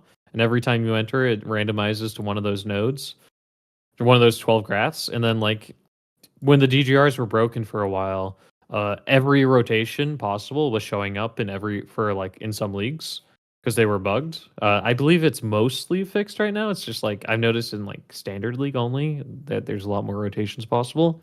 But like when you like that definitely doesn't help either. Like in the past for like people suffering the layouts, but like they in theory there's like 48 where there's 12 base layouts and then all of them can be rotated, so that's 48 layouts, and then they can also be mirrored in a lot of these leagues and a lot of these, so it's like 48 times 2, like 96 actual layouts for just one zone Yeah. if you like count the mirrored and rotated versions. It's like Red Veil, there's only 8 layouts. It's one of the layouts I have like a guide out for Okay. because it's a really important one, but like for the speedrun, but there's still 8 base layout types, and then it can be rotated every direction and then mirrored as well. Yeah. So it takes somebody who's never played the game before. It probably is just like an insane ride. And so, yeah, it was just like kind of eye opening for me to watch her sort of struggle, because I was telling her, like, look at the map. If you're, the next area that you need to go to is to the right of where you are, that's generally like where you want to go. But even in the Grellwood, it's like the Grim Tangle is to the right, but the Grellwood spawn, or the Grim Tangle actually entrance spawn like in the middle of the map. It was just like, yeah, it's weird, dude. It's super weird. Yeah, the Grellwood is like probably one of the worst zones for learning it. Yeah. Like even for like running it efficiently, but like in general, like there's so much variance in that zone because there's 12 different graphs that if you're like playing it for the first time and if you've only been there like once or twice, it can be all over the place for that zone. Yeah. So speaking of RNG, I know that like, and I've spoken with a few other people about this. I spoke with like Guy about this as well. Like, how much RNG a factor for you, or do you in terms of like your racing and your speed? Like, do you find that like right now it's having a really big impact on like your times, or is it getting better? Like, where is it at in terms of RNG, in terms of the impact on like speed running and racing? I think it's mostly just Act 1. Yeah. I mean, like, the play style, well, like, the play style I play is very consistent. Like, you don't if I get, like, a shield that has 108 like, my PB is with, like, my 205 was with a shield that had 173 armor or something on it. And, like, I had 1 or 2 plus levels to melee, and that was it. Like, I don't it's not like it's not that big a factor. It's mostly, like, Act 1 can vary pretty significantly with, like, similar play due to, like, a little bit of, like, when you get movement speed boots, if you get, like, early damage or not, etc. But, like, after Act 1, it feels like it's the same, to be honest. There's, like, only, like there's definitely, like, a couple minutes variance, though, per run. Do you think that like there are anything? Outside of, like, layouts. Like, some layouts, when you generate them, like, it won't matter in a race because it's fixed seed layout, but some Yeah. layouts, even when you run them perfectly, are just longer than other layouts. So, like, individual run to individual run, it can, like, time might vary a lot more, but, like, when you compare, like, the same people running in the same event, it shouldn't vary. Like, outside of a couple minutes of, like, item RNG, I don't think it varies that much. What are your thoughts on like the league specific like drops? Because I feel like from what I've heard, it can be a make it or break it in terms of like specific zones, not like finding the generation, like the generated league content that will provide you with like the guaranteed whatever it is that you may need at that time. Like, do you feel like for races, it would be better to just like not have league content in the races, or like what are your thoughts about that? The big thing, like, the biggest problem right now is, so buried shrines, the league mechanic gives you a 4 link. If you have to full clear that zone and then somebody gets it on the way, like, that's 2 minutes time loss probably. Like, just like you're XPing that whole time.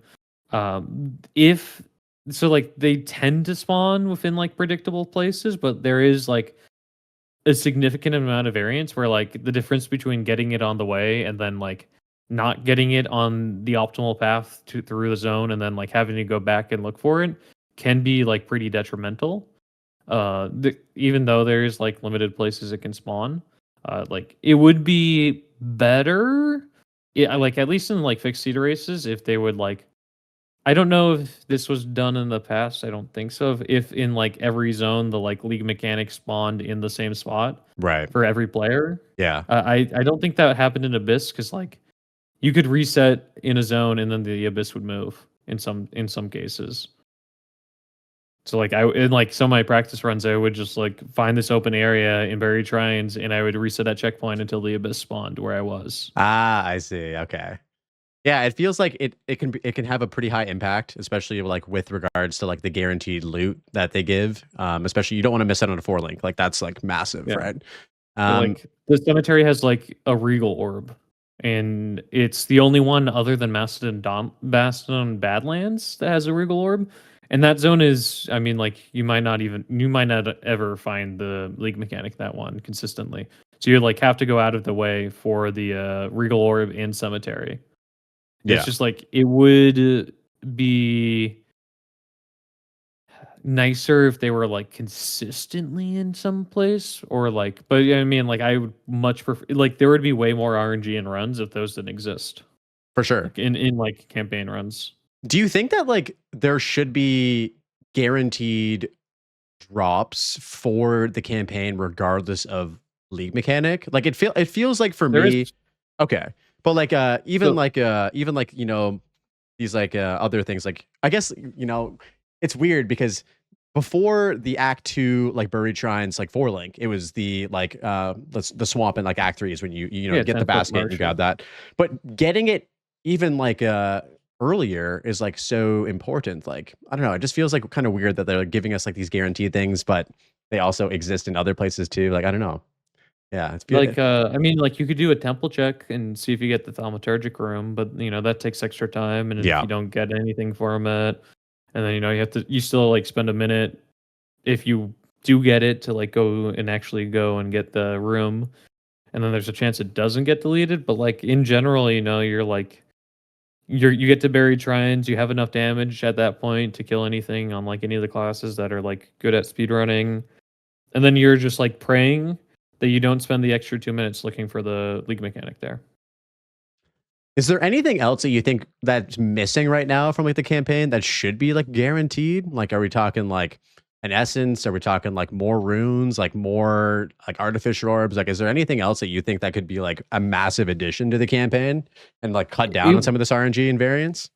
it would be nice to be able to get like a selection of an essence, like either like getting like an enhancement essence or like an abrasion essence or like one of the elemental damage essences like guaranteed, That would be like being able to massive. choose from between them, Yeah. like in maybe like mod on mine would be nice, like if there was a way to do that. But like not having, like sometimes you get like a bunch of essences that are useful and sometimes you get like the mana one and you're like, well, I'll throw this on a ring that I'm selling so I can get more gold, but that's all I'm doing with it. Yeah, crafting for gold. Yeah, dude, an abrasion would be insane. Like a guaranteed abrasion would be insane.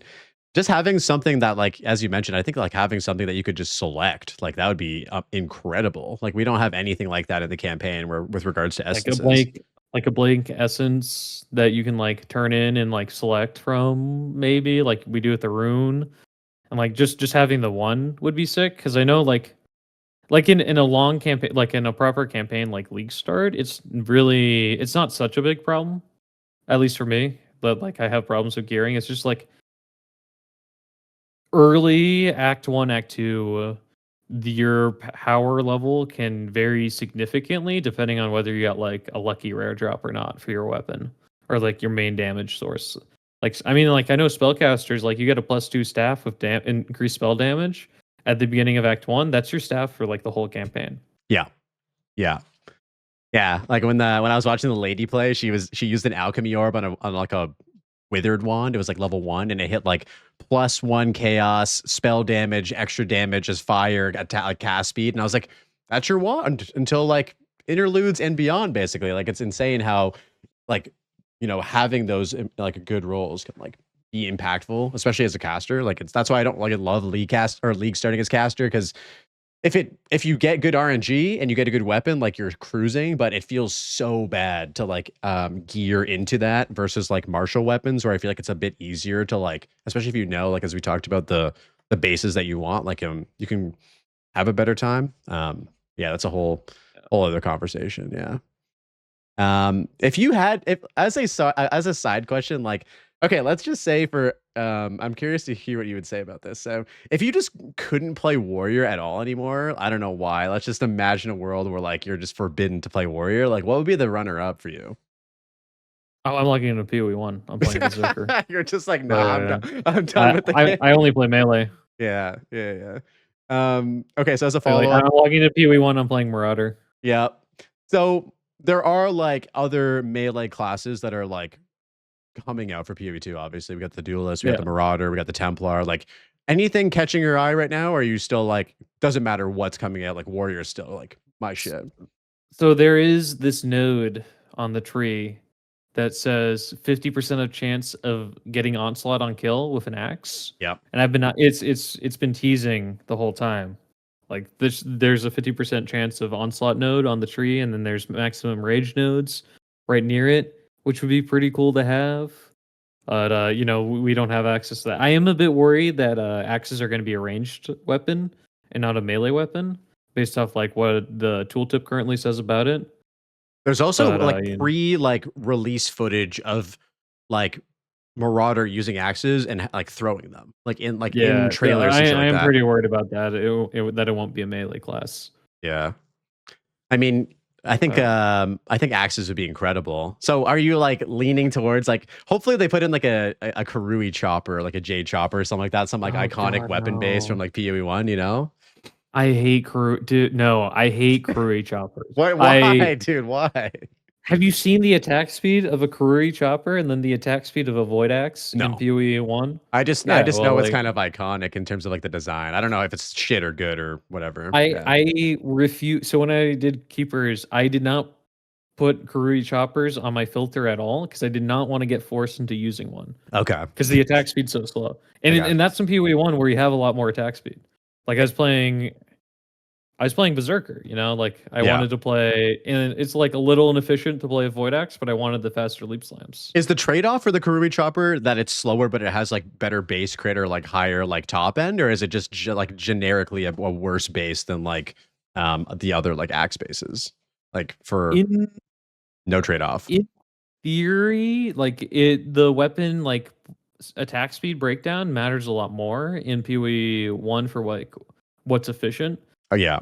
I like the Void Axe because it's, you know, highest. It's a good mix between high base damage and then like having a 1.25 attacks per second before like a big damage decrease. Like there's some like more variance on like weapons where they're like for individual builds, like whether they would be better or not. They're, you know, like the Flesh Ripper has like a lot more crit chance built into the weapon.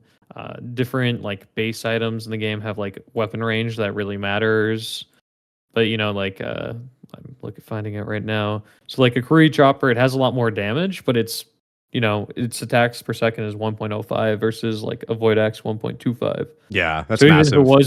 even if it was more efficient, technically, if like the exerts I had on like Warcries, I would always use a Void Axe or like Yeah. a Wall Axe because they're faster. Yeah. They just feel better to use. And speed is the name of the game in PoE 1, absolutely. I feel like with that particular node, like the onslaught on hit, like or pretend It's on not kill. on kill, sorry, Yeah. the onslaught on kill. I want to believe that that's not going to be removed, but I feel like with a lot of the like you know, tree areas that like don't actually like the weapons don't exist in the game, it feels obviously very placeholdery. And so there's a part of me that's like, what if they're just like teasing you with this like node on the tree, and then like with axes actually come into the game, they're just like, nah, like that's not going to be a thing. Because a lot of it feels just like, oh, there's more damage here, there's more attack speed with daggers, like all the, you know, the generic shit. But yeah, I don't know. No, It, I think it's 100% a bait and switch. yeah, it feels It'd be too good. You know, it's not going to stay, but you know, it's survived so long. You know, it would be nice to have that node because I've been eyeing because you know for like it's onslaught. You know, I've been eyeing it the whole time for speedrunning. Be really cool to have, but probably not. Do you know like what level you'd be able to get that node by if you just like optimize your tree for like actually playing through the game? Because I feel like it's got to be on the outer ring, right? So it's like you're not getting there until like at least like level 25, 30. And by that point, it's like, I don't know, you kind of just have to beeline it just to get that as well. I don't I know. mean, I as is right now when I like do a league. If I was doing league starts, I beeline for momentum. Yeah. Like Okay. I get like some decent damage nodes, and then I head straight to momentum Yeah. before the end of Act 4 for sure, because it's to get all that movement speed. God, momentum is such a nice addition to the game. I feel like it was rough out there for the warrior boys using shields and heavy armor and not being able to like spec out of that. So that was a very welcomed addition to the passive tree. I think in Well, 0.3. yeah, wearing armor in armor shields is actually worse in PoE 2 than it is in PoE 1. Because like there's a similar node for like in the duelist where like you ignore the movement speed penalties Yeah. of like wearing a chest piece. Yeah. But so like the values are the same. Like for in both games it's like 5%. But in PoE 1 it's reduced movement speed. In PoE 2 it's less movement speed. So like you wear a pure armor shield and a pure armor chest piece, you get 8% less movement speed. Yeah. 5, you know, in versus like reduced. So like the more movement speed you had up until that point, the even more it's a much worse penalty for having, you know, wearing those items, and like before 0.3 it sucked. Yeah. Damn. Yeah. It feels very good to have now. Like I was running momentum on my witch hunter shield wall build, and like you're just ripping with 35s on, and like it just feels amazing. It feels like a massive W. As we sort of wrap up the PoE2 like conversation, let's see. So we kind of talked about your biggest issues with the game, sort of like the lack of like kind of end game content. You're not really a big fan of the end game loop even at this point in the game. Like, are there any other like big points of concern that you have about PoE2 right now that you want to like get addressed in the near future aside from end game stuff? I mean, I really hope we get a crafting bench. Yeah. That's like your main That's my thing. main thing. Yeah, that's my main thing. As Yeah. I really hope we get a crafting bench or some like way to like consistently craft not even like a high level of power in item, but at least like a low level of power on items in campaign, just to like shore up like in PoE 1 you're expected to have 75% all res by like Act 3. That's how like monsters and bosses are balanced. But you can like consistently get enough currency to like craft that on blue gear on white gear to have max all res with white gear in that game without even having like a good gear on. Just by like using the crafting bench. And Yeah. like if you play a martial weapon in PoE 1, you always have the rustic sash, whetstone, like crafting recipe to like guarantee a certain like level of power on your weapon, Yeah. which you don't have. Like sometimes in PoE 2, you just it is what it is. You don't get to do damage that run or like that campaign playthrough. Yeah. Oh god, I think vendor recipes would be amazing as well. I think yeah, crafting bench, vendor recipes. It's tough because I understand that like they at the end of the day they want to have like their own identity to each game, of course. And they do in a lot of things, of course, with like just having WASD movement and dodge roll, it creates a completely different identity for PoE 2 versus PoE 1. But there are these things that just would make the experience, especially in the campaign, so much better. Whether it is like a crafting bench or like a rune crafting system or some sort of like guaranteed way to get certain things, like man, I really hope that zero point 0.5 brings that in. Do you have any like hot takes about either game that like you'd be down to share? Not to like put you on the spot with regards to this, but I mean, if you have anything that you'd like to share in terms of hot takes, I'd be interested in hearing them. I there's a couple archetypes that I want deleted from the game. Okay. Let me hear it. Uh, Number 1, delete thorns. Number 2, delete minions. Number 3, delete totems. And then number 4, delete CI and energy shield from the game. And then we have a really good game. Just worth everyone to melee life, you know? Damn, dude. Yo, we need to get like an Angormus, like ruthless variant to the game where everything is just like the exact way you said it. I'd log in. Honestly, that'd be pretty fun. Not gonna lie, it'd be pretty fun.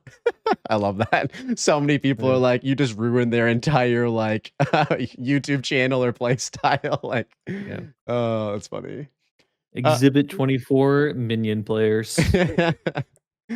okay, so as we kind of close out here, so we talked about GDQ. Obviously, you've won a bunch of demigods. Like, do you have any other just like highlights from the time you've spent like playing PoE? Like, could be meeting a person or talking to somebody or stream highlights. Like, what are some other highlights that you've gotten sort of from your time like with the game?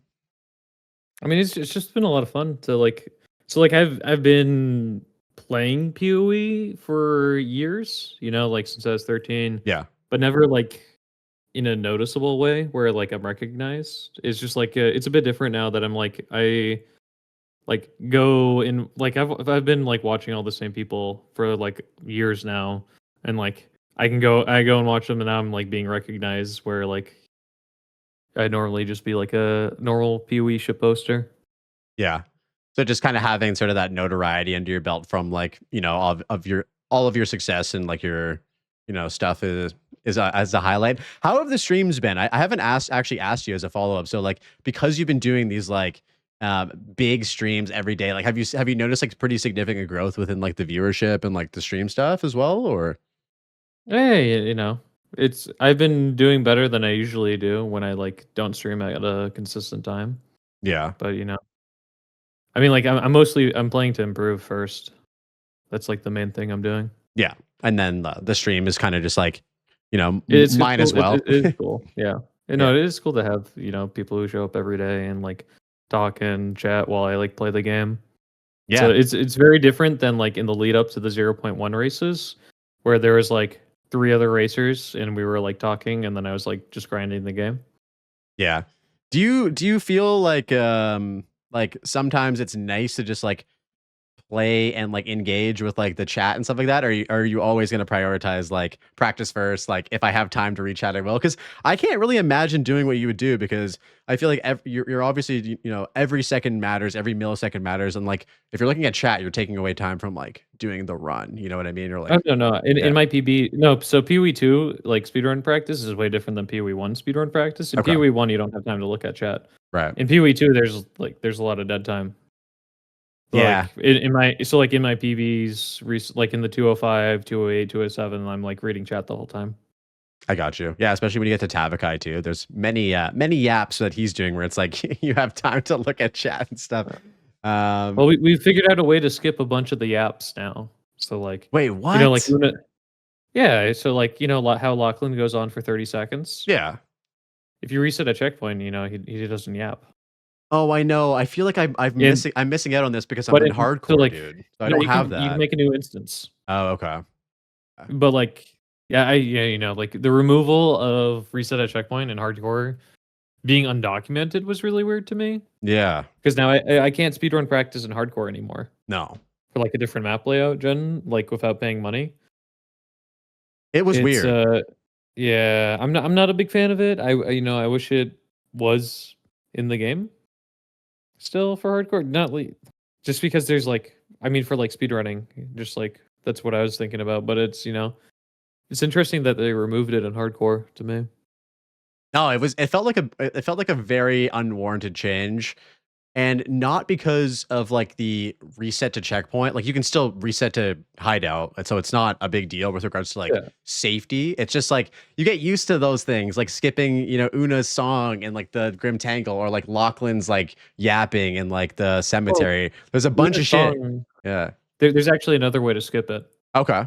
So when you start her song, if you dodge roll and shoulder check the checkpoint, like there's a radius around the checkpoint. If you shoulder check it, you can just run straight through the vines while she's singing. Oh my God. Okay. I'm going to try that on my Like next character. yeah, like if you're like worried about like missing the shoulder check, you can like click the checkpoint, but like you just need to be near the checkpoint, shoulder check it, and then run on back, and you can sprint through the vines while she's still singing before they're cleared. Oh, shit. Yeah, And that's apparently been in the game for a while. that is something I did not know about. I feel like yeah, someone also showed me your short from the what's her name?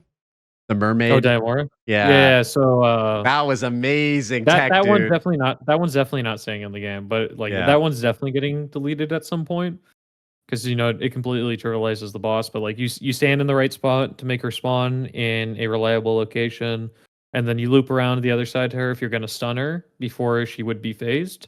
And then like it's a very easy setup because all you do is you like hold one of one of your WASD buttons, depending on the orientation of the boss arena, and you get right into that little nook that like body blocks her from where she wants to go down. Yeah. Yeah, that And was then incredible. you just kill her without her ever doing a phase. Yeah. Defrying people from the booba phase in the best ways. It's a PG skip. Yeah. So yeah, just as a final question, like, there's been various people that have sort of helped me on my like PoE content creation journey, like who've had a positive impact on me. So I just wanted to ask you sort of the same question. Like, do you have anybody that you've sort of like, either looked up to that's helped you out or like been like somebody that you've come up with like in the PoE content creator space as well? Yeah, I mean, there's been a lot of people, but like particularly like Zizarin or like Darth Microtransaction or like Sarge 2 or like Tai Killer have been like really great. That's amazing. Yeah, like I've seen, the video that you did when you were first like popping off on 0.1, you like helped Zizarin do like a kind of like guided playthrough and like yeah, it was just very cool to see the community sort of Yeah, like I've done a couple of yeah. those. I've done one with like Bob, one with Tai Killer, one with Spicy Sushi, which is a lot of fun. Nice. Do you plan on like doing any more of those as like they kind of arise, or are you sort of like yeah, like what are your thoughts about doing more like guided playthroughs for other people? I mean, I've done those. There's mostly like someone reaches out to me and they're like, "Hey, do you want to do this?" I'm like, "Well, I'm free. Let's do it." Nice. Okay. So you heard it here first, guys. if you want, just I know he's a busy man, but yeah, there it is. Yeah. Anybody else you want to shout out? People in your community, people that have helped you out before we sort of wrap up? I mean, everyone knows that Crimson Cast did an amazing job at GDQ with the casting. He put in so much work for that. It really made the run what it was. It was really great to have him there. I agree. It was the first time that I'd actually ever seen Crimson casting anything, and it was like I was in shock. Like it matched your level of like amazing mechanical gameplay skill and like the synergy of that with like his great casting. It just made the GDQ run like such a great watch. And yeah, so big shout out to Crimson, amazing caster. And yeah, dude, thank you so much for like coming on the podcast. It's been great chatting with you. At this point in time, just shout yourself out, man. Where can we find you? And if like, are you going to be working on anything in the future, guides and whatnot? Yeah, I mean, I'll be doing some guides leading up to 0.5. You know, I'm working on layout guides. I have currently there's a Red Veil, Ogham Farmlands, Bone Pits, and Trader's Passage layout guides out. But I'll be doing more before 0.5 leads up to some of the worst zones, depending on like as time permitting, depending on like my free time situation. Um, You know, you can always you can find me on like every platform that I'm on under the same name, Angormus. I stream on Twitch. I have a YouTube channel that I post to occasionally. I have a Twitter. It's all the same name everywhere. Excellent. Yeah, as always, guys, we'll be leaving links to all of Angormus's channels in the video description. As a follow up to that, like I feel like there's a lot of people that want to play your build too. Like, do you ever plan on doing like a build guide for like the Smith of Katava, like kind of league start, that that you rip with Shield Wall and all that stuff? Yeah, well, I'll be doing a League Start guide for sure, leading up to 0.5, like whatever I end up playing. Like Yeah. I don't think I feel like I've always had a good League Start build so far. For like 0.2 to 0.4. I never like had a problem in campaign with damage or like survivability. Absolutely. No, I was just Yeah. thinking like I feel like if that's not a thing, that needs to be a thing because it's like yeah, Yeah. I've seen the success from 0.2, even 0.1. But yeah, dude, thank you so much for today. Guys, if you're listening on YouTube and Twitch Live, I appreciate you. If you're watching the VOD back, I appreciate you as well. I have a lot more fun podcasts lined up in the future, so keep an eye out for that. And yeah, until the next one, stay safe, have fun, and I'll catch you next time. Peace out, boys. All right, everybody, that wraps it up for this episode of the Passive Tree Podcast. If you enjoyed the video, I'd appreciate a like and subscribe for more PoE2 content. I have a bunch more episodes of the podcast lined up with some really great guests, so keep your eyes peeled for that. If you're interested in supporting the podcast and the channel, consider supporting through Patreon. There's a link in the video description. A special shout out to Kevin F. for supporting this channel. I appreciate you. Thank you. And until next time, happy blasting, and I'll see you in the next one. Peace.